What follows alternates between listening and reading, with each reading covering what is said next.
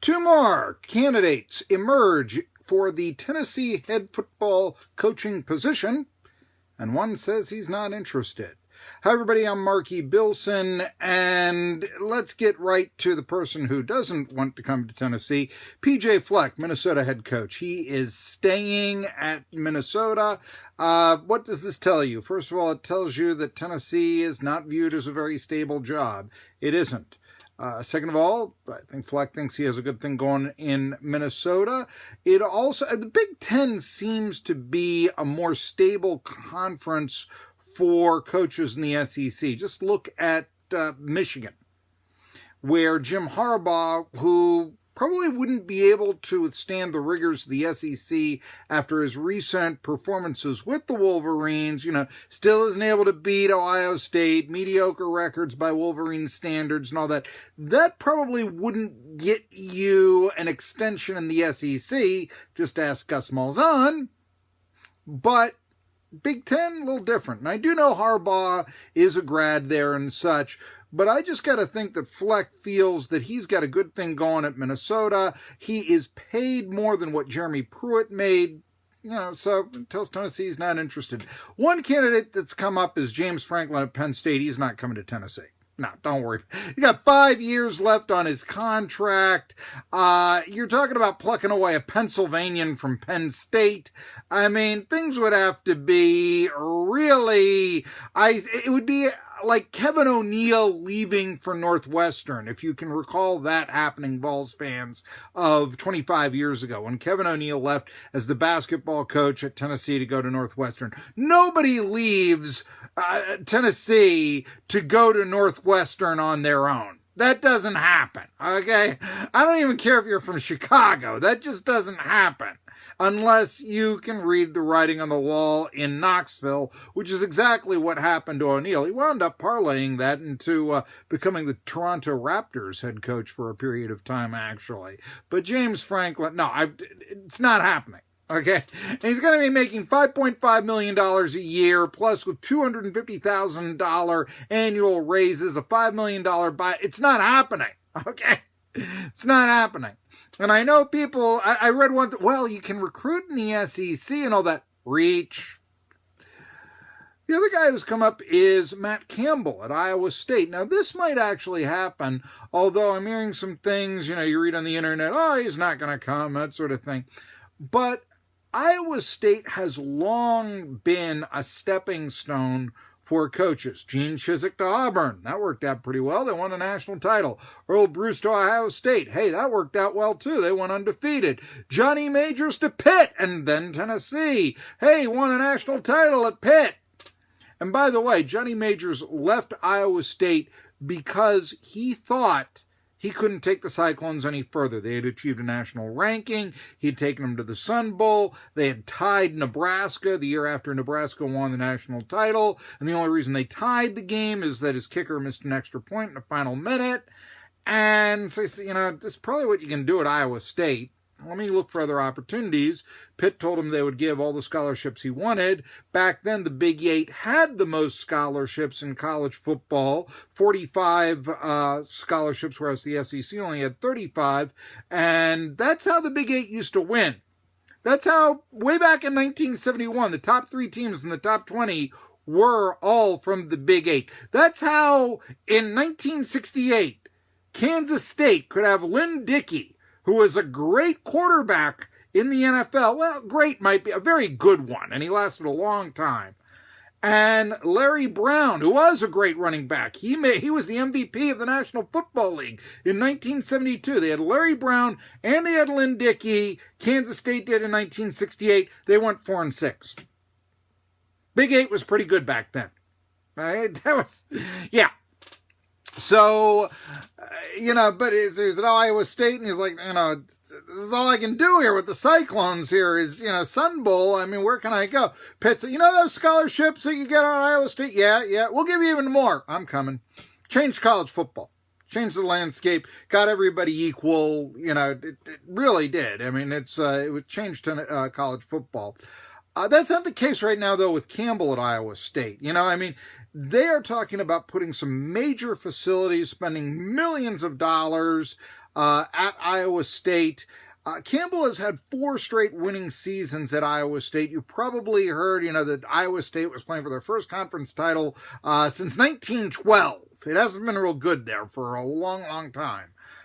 In fact, this 4 straight winning season is the first time since 1927 that the Iowa State Cyclones have had 4 straight winning seasons.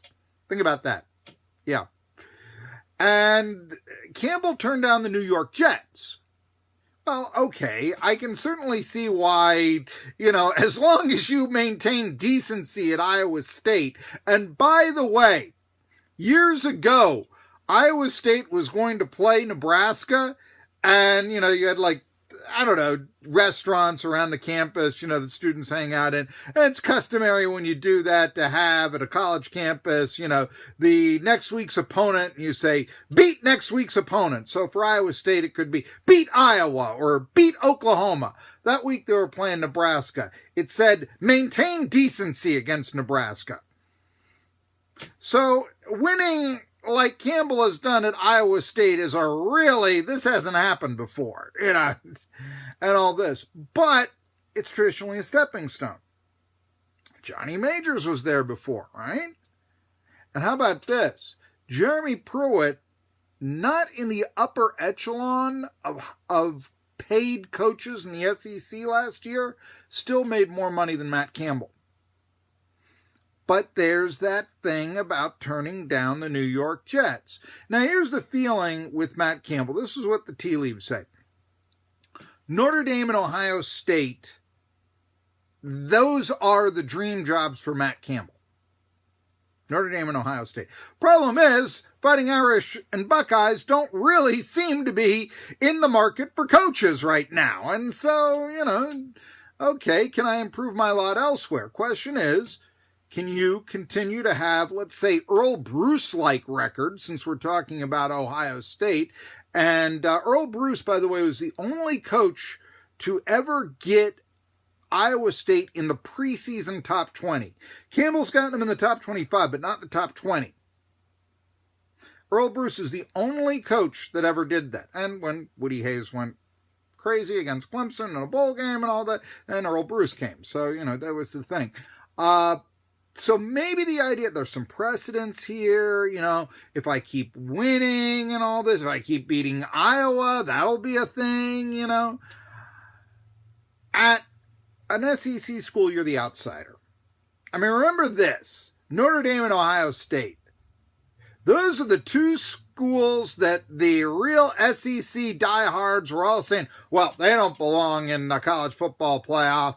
Ohio State didn't play enough games, and Notre Dame's always overrated. Notre Dame's always overrated. That's their thing, right? That's the mindset here. And you're bringing into Tennessee somebody who would then conceivably use the Volunteers as a stepping stone to get to those 2 programs.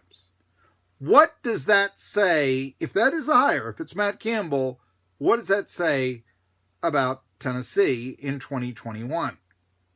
I mean, this is not a guy who's going to be subscribing to the, they even play football up north philosophy. That's just not, you're not getting that guy. Thing is, it probably would behoove Tennessee to not get that guy, to think outside of the box of SEC candidates and so on and so forth. There's really that SEC best conference mindset, and yeah, it is the best conference. But then there's that mindset where they double down to, it just means more. And then you get guys starting to think that, Vanderbilt's the 14th best football team in America. I mean, you do get those fans that go overboard and such. And that's one of the things, the insular attitude that really, really has held Tennessee back these last 13 years or so. Now, guys like Sonny Dykes at SMU and Tony Elliott at Clemson, they've still got to be in the mix. But the thing is, you had the feeling that Danny White, the new athletic director of Tennessee, he said, I'm going to try to make a hire as soon as we can. Hasn't made one yet. Now, I know he's still not even done with his first week on the job, but that tells me he's not been given a Brinks truck to just throw money at a candidate. And maybe a few of them are saying, geez, probation coming up. Every player you seem to have is transferring away right now. I'm going to have to start so many freshmen and all this. And it's not like there's been a lot of job security there lately. And I don't, it's going to be years before you start, even best of times, beating Alabama or anything like that. And you got to play them every year. That's a one team in the East. You got to play Alabama every... No, I'm good where I'm at. And that's the question about Matt Campbell, I think. Is he going to say, you know what? I've got longevity at Iowa State. I can have a losing record. I won 9 games this year. I'm probably coach for life. They're talking about redoing my contract. Vols probably could pay more than Iowa State. Well, of course they could. It's just a matter of if they will. They could do that. And the matter is, will we? That's the thing. And that is what could prevent a quote-unquote potential Matt Campbell hire. I do think that, yes, Tennessee, I think the competition in the SEC for Tennessee is pretty much equal to what it is at Iowa State. I mean, I mentioned before that, boy, for PJ Fleck, he's got to think, at Minnesota, all I really got to do in my conference is find that right quarterback, beat Wisconsin and Iowa, and I'm playing Ohio State for the Big Ten title. At Tennessee, it's beat Florida and Georgia, which I think is tougher than beating Iowa and Wisconsin, and then going off and trying to beat Alabama, or whoever beats Alabama, with some super SEC West team. That's about the same as if not, well, this year it would have been tougher than beating Ohio State. So, I think it's less competition at Minnesota than there is at Tennessee. But Iowa State, they got to beat out Texas and Oklahoma every year, and that probably is for an Iowa State standpoint. And I know they did it this year, but on a consistent basis, like Tennessee trying to beat Florida, Georgia, Alabama every year. So, the competition is still there. There are more players in Tennessee. It's warmer. There's no income tax. Forgive me, I don't know Iowa's tax structure, but, those sort of things. But the bottom line is he turned down an interview for the NFL. Campbell's got to be thinking about job security. He will have it at Iowa State. Won 9 games this year. Probably coach for life there. Butch Jones won 9 games in back-to-back years. He didn't get a chance to finish out the next year. But there is one thing that I am seeing about this Tennessee head coaching search, and 3 of the names that have come out, Campbell, Franklin, who's not getting a job. It's just not. And Tony Elliott, all coaches of color. And I think Danny White would like to hire a black head coach. He would be the only one in the SEC, and you know what? I think that would be really an advantage in going into some circles in luring players to Tennessee. As I mentioned before, when Franklin went to Vanderbilt, he was the only black head coach in the SEC, and that's when Vanderbilt started beating Tennessee. You think that maybe Franklin, and for that matter, Derek Mason before him, could get a player to come to Vanderbilt that wouldn't have before? Yeah, I think they could. And that's an advantage, all things being equal, I think, if you're the only SEC program to have a black head coach. Because right now, I don't know how inviting, and I've said this before, Tennessee would be to potential African-American recruits. Let's face it. You are coming to an area of the country that is predominantly white. Knox County is 85% white, 9% black, and that's one of the more diverse counties in East Tennessee. On top of that, fans, they're wearing checkerboard overalls to the games and all that. Just not really the culture that appeals to, say, Detroit or Miami or someplace like that. And the third thing, and this is the one that the Vols fans really love when I bring up, but you know, when you're singing about strangers who are murdering people looking for, strangers who are being murdered on top of Rocky Top, and it'll always be home sweet home to me, you think that just maybe that's not the most inviting atmosphere to an out-of-town football player. Yeah, I think it probably is. And yes, having an African-American head coach can ease some of those fears in certain recruits that having a good old boy head coach like Jeremy Pruitt was absolutely could not. That's simple. I think Danny White knows that, and I think that's why we're hearing names like Campbell, Franklin, and Elliott. See what happens. The longer it goes, the honest-to-goodness truth that Tennessee just isn't the job it used to be is very apparent. We'll see what happens. Everybody's saying it'll be an out-of-the-box candidate. You know what? Yeah, these guys that are coming out aren't from SEC Central. The names being leaked are already out-of-the-box candidates. I'm Marky Billson. I ask that you hit the bell and the like button on Facebook. Listen to me. On YouTube, I ask that you follow me and subscribe to my YouTube channel.